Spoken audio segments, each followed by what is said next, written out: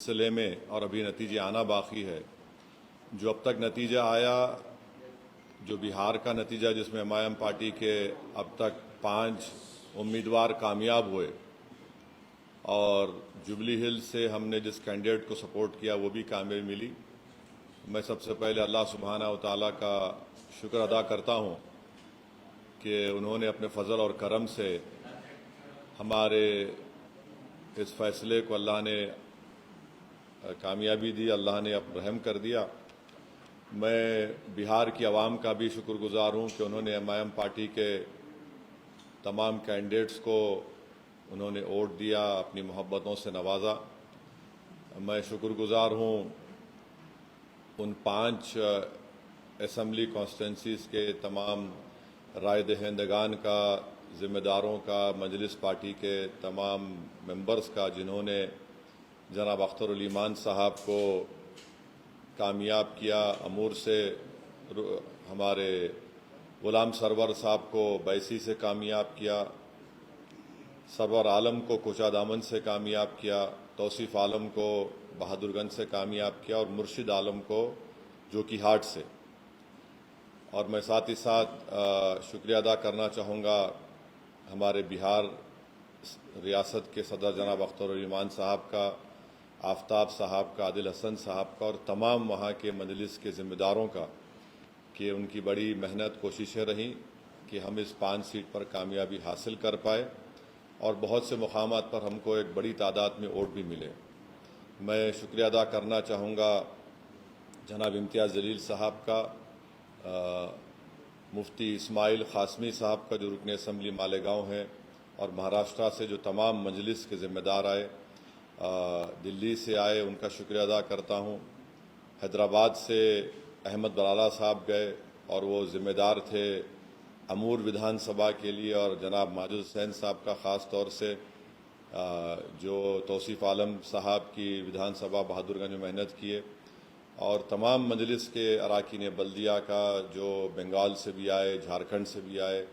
बहरहाल एक कलेक्टिव इज्तिमाई कोशिश थी और मैं सीमांचल की जनता का शुक्रिया अदा करूँगा। ख़ास तौर से उन्होंने मजलिस इत्तेहादुल मुस्लिमीन को अपनाया, उसको अपनी आवाज़ बनाया, और हमको उम्मीद है कि इंशाअल्लाह ताला ये जो फ़ैसला आया है, जहाँ से अब तक हमारे 5 मेंबर्स रुकन असम्बली और एमएलए बने, इंशाअल्लाह वो सीमांचल की इंसाफ के लिए लड़ाई लड़ेंगे, वहाँ पर डेवलपमेंट का काम करवाएंगे।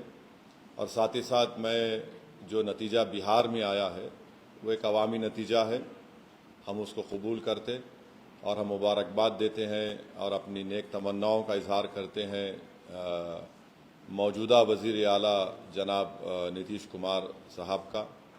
और हमारी पार्टी की तरफ से ये कोशिश होगी कि बिहार और सीमांचल में विकास हो, सीमांचल में भी बहार आए, सीमांचल में भी बच्चों की मौत ना हो, सीमांचल की महिलाओं के लिए, वहाँ के बच्चों के लिए स्कूल, अस्पताल, पुल, ब्रिज बने, इंडस्ट्रीज़ आए वहाँ पर। तो इस सिलसिले में हम उनको अपना पूरा ताउन पेश करेंगे। मैं शुक्रगुजार हूँ जुबली हिल्स की असम्बली कॉन्स्टिट्यूंसी के तमाम वोटर्स का, राय दहिंदगान का, कि उन्होंने जनाब नवीन यादव को अपने वोटों से कामयाब किया। यहाँ पर भी मैं हमारे मजलिस के दोनों एमएलसीज़ का, जनाब रहमत साहब का, रियाजुल हसन अफंदी का, जनाब कौसर साहब का, जनाब यासिर अरफात का, अनवर सादात का, फराज साहब का और जानी मियाँ का, और ऐसे बेशुमार मजलिस के ज़िम्मेदारों का जो बड़ी मेहनत किए, जस्तजू किए। और मुझे आज चीफ मिनिस्टर जनाब रेवंत रेड्डी साहब ने भी फ़ोन करके शुक्रिया अदा किया, मैंने उनको मुबारकबाद दी। और मैं समझता हूँ कि 2023 के असम्बली इंतखाबात के बाद ये एक बहुत बड़ी कामयाबी जो मिली है जुबली हिल से नवीन यादव को, इसमें बहुत बड़ा रोल सीएम की लीडरशिप रही और ख़ास तौर से उनके मिनिस्टर्स मेहनत किए। और मैं ज़िक्र करना चाहूँगा टेमरिस के चेयरमैन का कि उन्होंने बड़ा अच्छा कोऑर्डिनेशन किया, उनको भी मुबारकबाद। और अभी एक बलरामपुर एक कॉन्स्टिट्यूंसी है सीमांचल में, बिहार में, वहाँ पर अभी आज से अभी आधा घंटा पहले जनाब आदिल हसन साहब से मेरी बातचीत हुई थी क्योंकि 4 ईवीएम्स ख़राब हैं। उन्होंने जो कहा कह रहा हूँ तो वीवीपैट से काउंटिंग करना चाह रहे हैं और आदिल हसन 700 वोट से पीछे हैं अभी। और वो जो काउंटिंग होगी हमें यकीन है कि इबादपुर एक इलाका है जो बड़ा स्ट्रांग होल्ड है मजलिस का। तो मुझे उम्मीद है कि अगर वो हो जाएगा तो इंशाअल्लाह आदिल हसन को भी कामयाबी मिलेगी। अल्लाह से हमारी दुआ है कि अल्लाह उनको कामयाब कर दे ताकि मजलिस के एक और एमएलए में इजाफा हो सके, मगर अभी तक कोई ख़तई तौर पर इंफॉर्मेशन मेरे पास नहीं आई है। जो लास्ट मेरी बातचीत आदिल हसन साहब से हुई थी, बाहर निकले थे तो उन्होंने मुझसे किसी के फ़ोन पर ये कहा है। तो अब देखना यह है कि वो कब मुकम्मल होगी, उसका क्या नतीजा आएगा। मगर बलरामपुर से बहुत अच्छे वोट हसनैन साहब ने लिया है और मगर उनको कामयाबी नहीं मिली। अरारिया से भी अच्छे वोट हमको मिले हैं मुख्तलिफ मकामात से। तो हमारी कोशिश है कि इसको और हमारी पार्टी को मजबूत किया जाए।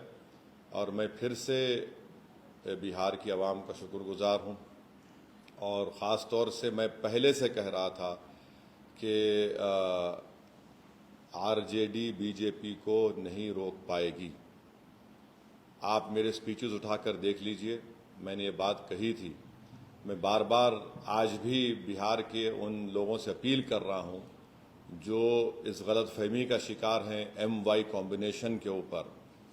मैं पहले भी कहा, असेंबली इलेक्शन के दौरान भी कहा और आज भी कह रहा हूँ, आप सिर्फ वोट डालने वाले बनकर रहेंगे, आप वोट लेने वाला बनिए। इससे 2 फ़ायदा होगा, आपकी लीडरशिप बनेगी और आपके ज़रिए से आप कम्युनल और फाशिस्ट फोर्सेस को रोक पाएंगे। तो ये मुझे अपने ख़यालात का इजहार करना था। अगर आपके पास कोई सवालात हैं तो ज़रूर मैं उन सवालात का जवाब दूंगा। अगर आप 1 to 1 करना चाह रहे तो आप सवालात कम करिए, क्योंकि मैं 1 2 3 4 5 6 तो 22 माशाल्लाह से है और फिर हमारे हैदराबाद के लोकल न्यूज़ चैनल्स भी हैं। तो इसलिए अब आपके ऊपर है। मैं तो बैठने तैयार हूँ, सिर्फ दुआ कर रहा हूँ कि आदिल हसन को भी अल्लाह बलरामपुर से कामयाबी दे दे।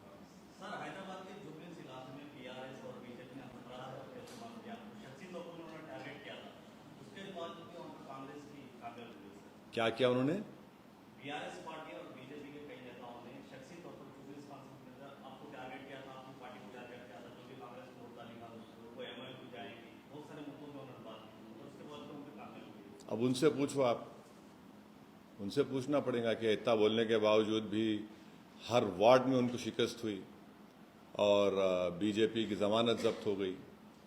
अब तो लोगों को सोचना चाहिए कि जुबली हिल्स के अवाम ने जो फैसला लिया है वो उसको कबूल करना चाहिए। हम भी बिहार में नहीं जीते, क्या मैं भी बोलूं कि हमारे हसनैन साहब ठाकुरगंज से 78,000 वोट लेके हारे। मैं बोलूं कि 50,000 वोट राजद वाले क्यों लिए? तो ये अब वो लोग बोल रहे हैं तो वो खिचियानी बिल्ली खंबा नोचने के बराबर है। मैं क्या बोल सकता हूँ? नहीं, ठहरो ठहरो ठहरो भाई, आप कोई पूछना चाहेंगे तो। सर टीडीआर सर से जब पूछा गया तो यही बोले कि हम तो मैच खड़े हुए ऐसे सर तुम चले गए, दोस्त में ना रहा, हम उस पर सवाल। देखिए, ये संगम पिक्चर का गाना अच्छा दिखता, ये सियासत है। मैं अपनी पार्टी को लेके आगे बढ़ना चाहता हूं। मैं किसी के इंतजार में या फिराक में नहीं ठहर सकता। मैं आपको पहले से बोला था जब आप तमाम लोग दारुसलाम को आए थे कि क्यों आप नवीन यादव की तायीद कर रहे। मैं आपको बोला था कि बीआरएस का वोट गिर गया है, अब इससे बढ़ के पूर्व आपको क्या होना। आप वहीं ठहरे रहिए। मैं तो रोक नहीं पाऊंगा, मगर मैं नहीं ठहर सकता ना। मैं एक पार्टी का जिम्मेदार हूं। मेरे को अपनी पार्टी को जब लेके हम बिहार जा रहे हैं, उत्तर प्रदेश में काम हो रहा है शौकत साहब की क़यादत में, वो भी आके बड़ी मेहनत किए, सब लोग आए। तो अब इसमें क्या, अब मैं क्या बोल सकता हूँ? अब उनको सोचना चाहिए। और एक आने वाला था जो बात सामने ही, आपको यहाँ पर जो लोग तारीफ करके वोट मांग रहे थे शेखपेट में, इलाके में आपके कॉर्पोरेटर, बिहार में आके आपको फिर बीटिंग का प्रोग्राम बनाना था। ऐसा है भाई, बाज लोग समझते हैं कि मुझे गाली देकर अपने नंबर बढ़ा लेंगे अपने पार्टी में। चलिए अच्छा है, हमारी वजह से अगर आपके मुझे गाली देने से आपका नंबर बढ़ रहा है अपनी पार्टी में तो कोई बात नहीं। हम तो भारत की सियासत की लैला हैं, ये तमाम हमारे मजनू हैं। और बाज़-औक़ात होता क्या है कि अज़हरुद्दीन का गुस्सा असदुद्दीन पे निकालते, तो मैं क्या कर सकता हूँ उस पर, कोई बात नहीं, चलते रहता। मगर अवाम ने, अल्लाह सुब्हाना व तआला ने हमारे फैसले की लाज रख ली और हम उम्मीद करते कि चीफ मिनिस्टर रेवंत रेड्डी इस बड़ी कामयाबी को लेकर और अच्छा करेंगे तेलंगाना की आवाम के लिए। शहर में जो इंफ्रास्ट्रक्चर की अभी कमी है, सिविक एमिनिटीज़ है, सीवरेज लाइन है, इस वाटर सप्लाई है, 2 BHK का है, इस सबको अच्छा इम्प्रूव करेंगे और ताकि तेलंगाना और जुबली हिल्स में डेवलपमेंट करवाएंगे ताकि इससे आवाम का, गरीब आवाम का फ़ायदा हो सके। आने वाले बल्दिया इंतखाबात में क्या कांग्रेस के साथ लाइफ में काम? नहीं, इतना जल्दी कुछ बोल नहीं सकते। जब सही वक्त आएगा उस वक्त कुछ मैं अपनी राय का इज़हार करूंगा। मुझे अपने पार्टी के जिम्मेदारों से मशवरा करके ये फैसला लेना पड़ेगा। अभी तो बहुत जल्दी है, कुछ नहीं बोल सकता हूँ। महागठबंधन के जो नतज इस वक्त आप देख रहे हैं सर, वो आप किस वजह से नजर से देखते हैं कि कहाँ पर महागठबंधन की टूटी है, क्या यहाँ पे उन्होंने अवैसी फैक्टर यूज करना चाहा? आरजेडी के तेजस्वी यादव ने आपको एक्सपीरियंस भी कहा था और फिर 18% मुसलमानों को रखते हुए नाम डिप्टी सीएम के नाम ना देना, तो क्या ये तमाम जादू बेकार चला गया वहाँ पर? अब जाहिर है वो अपनी शिकस्त का तज्जिया करें तो उनको पता चल जाएगा बहुत से चीज़ों का। मगर ये हमको नज़र आ रहा था, यहाँ पर कई ऐसे सहाफ़ियाँ हैं, इन्हों बाद में आप ऑफ द रिकॉर्ड पूछ लो उनसे, मैं उनको क्या बोला था, कितने सीट आएंगे एनडीए को। तो ऐसे कई हमारे सहाफ़ी दोस्त हैं, हमारे दोस्त हैं। मैं सबसे एक एप्रीहेंशन का इजहार कर रहा था कि देखो ये लोग इस तरह आगे बढ़ रहे हैं। तो बड़ी अफसोस की बात है कि मेरी बात जो मैंने करा था वो सच हो गई, जिसका खदशा था मेरे को। तो अब ये उनको सोचना है कि क्यों वो लोग बीजेपी को नहीं रोक पा रहे। अगर आप ये समझते कि मुझे गाली दे के, मुझ पर पत्थर मारकर, मुझ पर उंगलियां उठाकर, मुझे कुछ बोलकर आपका गम हल्का हो जाता है तो बी माई गेस्ट। मगर अगर आप वाकई में कुछ कोर्स करेक्शन करना चाह रहे, अब जैसा मैं सुना अखिलेश यादव का स्टेटमेंट आया, उन्होंने बोले SIR की वजह से, कब तक आप के ऊपर बकवास बात करेंगे? छोड़िए इसको, आप देखिए आपकी कमजोरी कहां है। अगर आप इस तरह से सोचते रहेंगे कि हम ये हैं और हमको जनता वोट डालेंगी, ऐसा नहीं होने वाला है। आपको सबसे पहले तो आपको बड़ा हम्बल होना पड़ेगा। अगर आप ये समझेंगे कि हम राजा हैं और वोटर हमारी प्रजा है तो वो ज़माना ख़त्म हो गया। ओवैसी अगर बिहार में इलेक्शन लड़ते हैं तो ये कहा जाता है कि वोट करने के लिए आए, जबकि जन स्वराज में तक खाता भी नहीं खुला, तो आप इस पर क्या कहना चाहते हैं? एक बात सुनिए, अगर इंडिया अलायंस नहीं जीत रहा वहां पर, कितने 30 सीटों पर शायद, अब नहीं मालूम काउंटिंग कि 30 ऑड सीट, 34 पे अगर आप, तो आप बोल सकते कि दूसरे समाज ने हम वोट नहीं दिया? आप नहीं बोल सकते ना। क्या आप बोल सकते इस कास्ट ने हम वोट नहीं दिया? आप नहीं बोलते। मगर आप ये समझते कि मुसलमान आपका एक कैप्टिव है, बंधुआ मजदूर है। कब तक आखिर ऐसा आप बोलते रहेंगे? और हम तो मुस्लिम समाज से अपील कर रहे हैं कि आप वोट डालने वाले मत बनिए, सिटीजन बनिए। वोटर मत बनिए, सिटीजन बनेंगे तो सिटीजन विद राइट्स आपको मिलेंगे। अगर आप वोट डालने वाले बनेंगे तो फिर इलेक्शन के बाद आपको सिर्फ ना सिर्फ भुलाया जाएगा, बल्कि आप पर जो आफतें आती हैं उसको रूफ भी नहीं बोलते। ये हम कंसिस्टेंटली बोल रहे हैं। उम्मीद करते कि इस नतीजे से पूरे देश में एक पैगाम जाएगा, खास तौर से अल्पसंख्यक समाज के माइनॉरिटीज को, मुसलमानों को, और जो सेकुलर जहन रखने वाले लोग हैं, हम उम्मीद करते हैं कि वो देखें कि क्या क्या रीजंस हैं। आप उठाकर सिर्फ दो चीजों को बोल देंगे तो फिर ये नहीं होने वाला है। पप्पू यादव ने कहा था कि अगर आमोर एमआईएम जीतती है तो वो पॉलिटिक्स छोड़। अब नहीं मालूम उनको कौन कौन छोड़ के, बहुत से लोग छोड़ के चले गए उनको। अब और कौन कौन छोड़ते, उन्होंने क्या करते, मेरे को नहीं, मैं तो नहीं बोला ऐसा। मैं ये बोला हूं कि पहला इलेक्शन हम आ रहे थे, हम बोले सीमांचल नहीं छोड़ेंगे। दूसरा जीते, हम 5 जीते, आप हमारे एमएलएस को तोड़े, हम जीते, हम तोड़े, हमने कहा नहीं छोड़ेंगे सीमांचल को। आज फिर हम कह रहे हैं, अल्लाह ने हमको कामयाबी दी, हम सीमांचल नहीं छोड़ेंगे।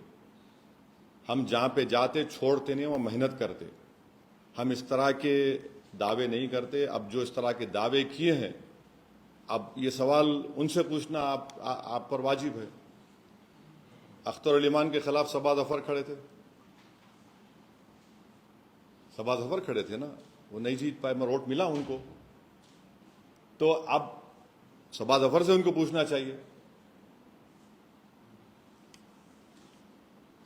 ठीक है, हो गया, चलिए। हाँ चलिए, कौन स्टार्ट करेंगे? Ladies first. नहीं, पहले अनेरिया तो सुमित को रोक सकते।